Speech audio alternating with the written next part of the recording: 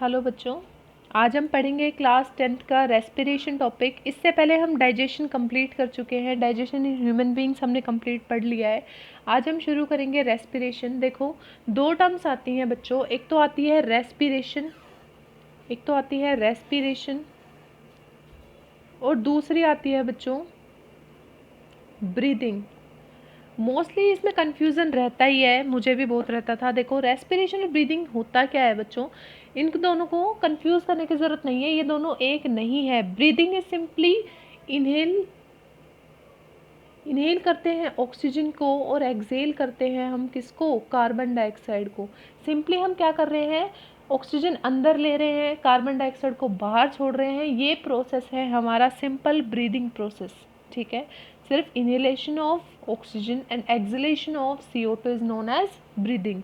ठीक है, लेकिन रेस्पिरेशन क्या है बच्चों, कि जो ऑक्सीजन हम ले रहे हैं थ्रू ब्रीदिंग, है ना, उसको यूज़ करके जो फूड हमने खाया है। देखो, हमने डाइजेशन में पढ़ा था कि जो हम फूड है उसको हमारी बॉडी क्या कर लेती है, एब्जॉर्ब कर लेती है। ठीक है, अब जो वो फूड एब्जॉर्ब हुआ है उसमें से कहीं से एनर्जी भी तो निकालेंगे। वो एनर्जी किस प्रोसेस के थ्रू निकालते हैं, रेस्पिरेशन प्रोसेस के थ्रू निकालते हैं। देखो, होगा क्या कि जो भी एब्जॉर्ब फूड है बच्चों, वो ऑक्सीजन के साथ रिएक्ट करेगा। ठीक है, और ये जो ऑक्सीजन के साथ रिएक्ट करेगा तो यहाँ से रिलीज होगी क्या, एनर्जी। यहाँ से क्या रिलीज होगी, energy. This is respiration. And breathing क्या है, inhale oxygen and exhale carbon dioxide. And respiration क्या है, oxidation of food, oxidation of absorb food to release energy. This is known as respiration. ठीक है, ये हमारा सिंपल सा प्रोसेस हो गया, रेस्पिरेशन प्रोसेस। ठीक है, अब इसके अंदर एक और बात आती है बच्चों कि देखो, ऐसा तो है नहीं कि हमारी बॉडी क्या कर लेती है, जितनी एनर्जी बनाई है उस सबको यूज़ कर लेगी। उसको कहीं ना कहीं तो क्या करेगी, स्टोर करेगी। ठीक है, अब इसके अंदर ये स्टोर कैसे करेगी, देखो, मान लो हमारी बॉडी ने, एक एग्जाम्पल के लिए बता रही हूँ, 100 जूल ऑफ एनर्जी बनाई। ठीक है, बहुत कम बता रही हूँ, सिर्फ एक एग्जाम्पल समझाने के लिए। 100 जूल ऑफ एनर्जी बनाई, है ना, लेकिन हमारी बॉडी को रिक्वायरमेंट सिर्फ कितने की है, 50 जूल की है। बच गई कितनी, 50 और बच गई। ठीक है, अब ये जो 50 जूल ऑफ एनर्जी है बच्चों, इसको कहीं ना कहीं तो स्टोर करेगी हमारी बॉडी। तो वो कहाँ पे स्टोर करेगी, देखो, दो टर्म्स आती हैं। एटीपी के फॉर्म में क्या करती है, स्टोर करती है। सबसे पहले तो एटीपी के फॉर्म में स्टोर करेगी एडिनोसिन ट्राइफॉस्फेट। 3 फॉस्फेट ग्रुप होते हैं, एडिनोसिन ट्राइफॉस्फेट, एडिनोसिन ट्राइफॉस्फेट। देखो, एडिनोसिन ट्राइफॉस्फेट। ठीक है, अभी इसके फॉर्म में कैसे करेगी बच्चों, देखो, एडीपी प्रेजेंट होता है। ठीक है, एडीपी हमारी बॉडी में, एडिनोसिन डाइफॉस्फेट, बस ट्राई की जगह डाई, यानी कि यहाँ पे 3 फॉस्फेट ग्रुप और यहाँ पे 2, एडिनोसिन डाइफॉस्फेट। उसके साथ एक फॉस्फेट ग्रुप ऐड कर देंगे अगर, और इस फॉस्फेट ग्रुप को ऐड करने के लिए जो एनर्जी बची हुई है इसको यूज़ कर लेंगे। ठीक है, और ये क्या फॉर्म कर देगा, एटीपी। ठीक है, इस फॉर्म में हमारी बॉडी ने क्या कर लिया, एनर्जी को स्टोर कर लिया।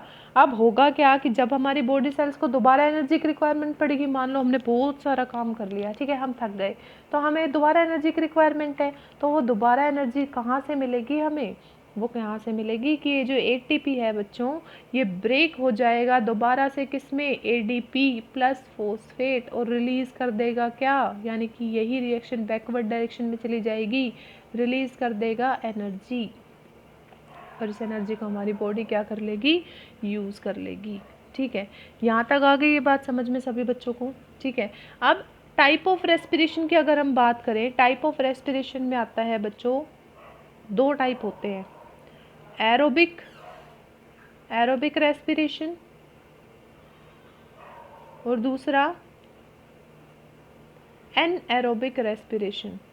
एनएरोबिक रेस्पिरेशन, जो ऑक्सीजन के प्रेजेंस में होगा दैट इज एरोबिक रेस्पिरेशन, जो ऑक्सीजन की एब्सेंस में होगा, एब्सेंस ऑफ ऑक्सीजन में जो होगा दैट इज एनएरोबिक रेस्पिरेशन। ठीक है, सिंपल से 2 टाइप है हमारे पास, aerobic respiration and anaerobic respiration. जो ऑक्सीजन के प्रेजेंस में है वो एरोबिक, जो एब्सेंस में होगा वो एनएरोबिक। ठीक है, देखो, इसके अंदर सबसे पहले हम पढ़ेंगे एरोबिक रेस्पिरेशन। एरोबिक रेस्पिरेशन मैंने बता दिया ऑक्सीजन के प्रेजेंस में होगा। ठीक है, अब देखो होगा क्या बच्चों कि हमारी जो बॉडी है वो क्या करती है, फूड को एब्जॉर्ब कर रही है किस फॉर्म में, ग्लूकोज की फॉर्म में। किस फॉर्म में, ग्लूकोज की फॉर्म में, ठीक है। लेकिन ग्लूकोज क्या है, एक 6 कार्बन कंपाउंड है, C6H12O6, ठीक है, एक 6 कार्बन कंपाउंड है। वो हमारी बॉडी के लिए क्या हो जाता है, डायरेक्ट यूज़ करना बहुत मुश्किल हो जाता है, हमारी बॉडी नहीं कर सकती, ठीक है। बहुत बड़ा ये क्या है, कंपाउंड है, ठीक है। तो इसको क्या करना पड़ेगा, ब्रेक करना पड़ेगा। तो जब ब्रेक करते हैं तो सेल के अंदर क्या होता है, इस ग्लूकोज को ब्रेक करते हैं पहले सेल। ये वाला जो स्टेप है, ग्लूकोज से जो नेक्स्ट चीज़ बनने वाली है, ये एरोबिक एनारोबिक दोनों में कॉमन होती है, ठीक है। क्यों, क्योंकि हमें ब्रेक करने की रिक्वायरमेंट होगी ही, इतने बड़े कंपाउंड को हमारी बॉडी डायरेक्टली यूज़ नहीं करेगा, ठीक है। तो ग्लूकोज से किस में चेंज होगा, पायरूवेट में, पायरूवेट या फिर पायरूविक एसिड। पायरूविक एसिड क्या है बच्चों, एक 3 कार्बन कंपाउंड है, C3, यानी कि कितने पायरूवेट बनेंगे, 2। C6 से कितने बनेंगे भाई, देखो पायरूवेट C3 है, यहाँ पे C6 है, तो कितने बनेंगे, 3 2 जा 6, तो 2 पायरूवेट बन जाएंगे। अब हमारी बॉडी क्या कर लेगी, इसका ऑक्सीडेशन करके और एनर्जी को रिलीज करा लेगी। याद रखना, जब भी प्रेजेंस ऑफ ऑक्सीजन है, यहाँ पे कंप्लीट ऑक्सीडेशन होता है फूड का। एरोबिक में क्या होता है, कंप्लीट ऑक्सीडेशन होता है, कंप्लीट ऑक्सीडेशन। कंप्लीट ऑक्सीडेशन की वजह से large amount of energy release होती है, लार्ज अमाउंट, ठीक है। कोई बाय प्रोडक्ट नहीं बनता, ठीक है, कोई बाय प्रोडक्ट नहीं बनता। ये 3 कैरेक्टरिस्टिक्स हैं, कंप्लीट ऑक्सीडेशन होता है, large amount of energy release होती है, कोई बाय प्रोडक्ट नहीं बनता। अब इसकी जब हम क्या करेंगे, ऑक्सीजन की प्रेजेंस में इसके ऑक्सीडेशन होता है तो क्या बनता है, CO2 प्लस में H2O प्लस में 38 ATP मोलिक्यूल ऑफ एनर्जी बनते हैं, ठीक है। 38 ATP है ना, बहुत सारी एनर्जी है, 38 ATP, ठीक है। ये बात समझ में आई। कंप्लीट ऑक्सीडेशन होता है, कोई बाय प्रोडक्ट नहीं बनता। CO2 और H2O तो क्या है, हमारी बॉडी के अंदर CO2 हम एक्सेल कर देते हैं, H2O को यूज़ कर लेते हैं, तो इनका ये as a by product act नहीं करते, ठीक है। ये तो हमारा एरोबिक रेस्पिरेशन हो गया। दूसरा है एनएरोबिक रेस्पिरेशन,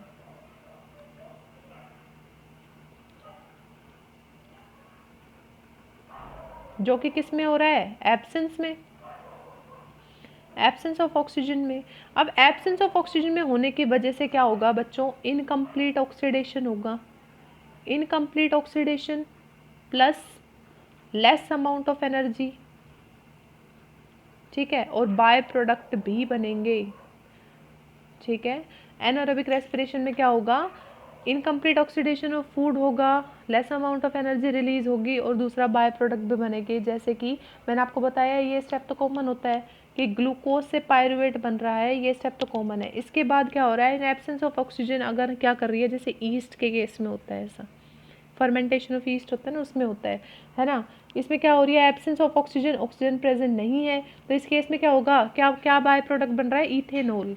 क्या बन रहा है, इथेनॉल, ठीक है। प्लस में क्या बन रहा है बच्चों, CO2 प्लस में ओनली 2 ATP मोलिक्यूल एनर्जी बन रहा है। देखो कितना डिफरेंस है, इसके अंदर 38 ATP और इसके अंदर ओनली 2 ATP, ठीक है।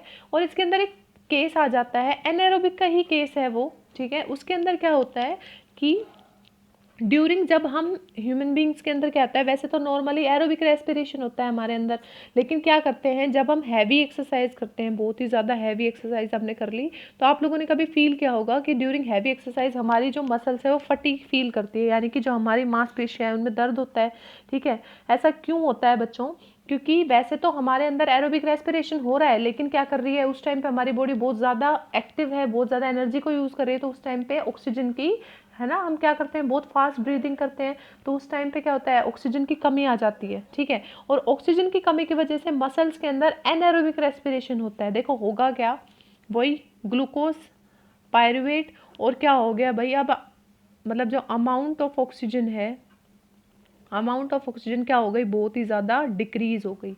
उसकी वजह से यहाँ पे कौन सा रेस्पिरेशन हो गया, नॉर्मली होता है एरोबिक ह्यूमंस मसल के अंदर, लेकिन अब कौन सा होगा, एनएरोबिक, ठीक है। ऑक्सीजन की कमी की वजह से कौन सा रेस्पिरेशन हो रहा है, एनारोबिक।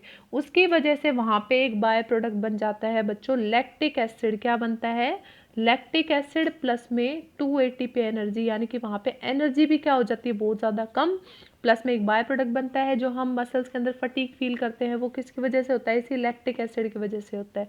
हमें थकान फील क्यों होते हैं, क्योंकि एनर्जी तो बन ही नहीं रही, ओनली 2 ATP एनर्जी बन रही है ना, जबकि देखो हमारे एरोबिक में कितनी बनती है, 38 ATP।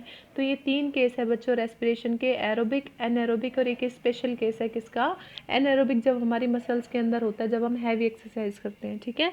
इसके बाद जो रेस्पिरेटरी सिस्टम इन ह्यूमंस है वो हम नेक्स्ट वीडियो में पढ़ेंगे। इसमें कोई डाउट हो तो आप मुझे कमेंट सेक्शन में ज़रूर बताना। Thank you so much.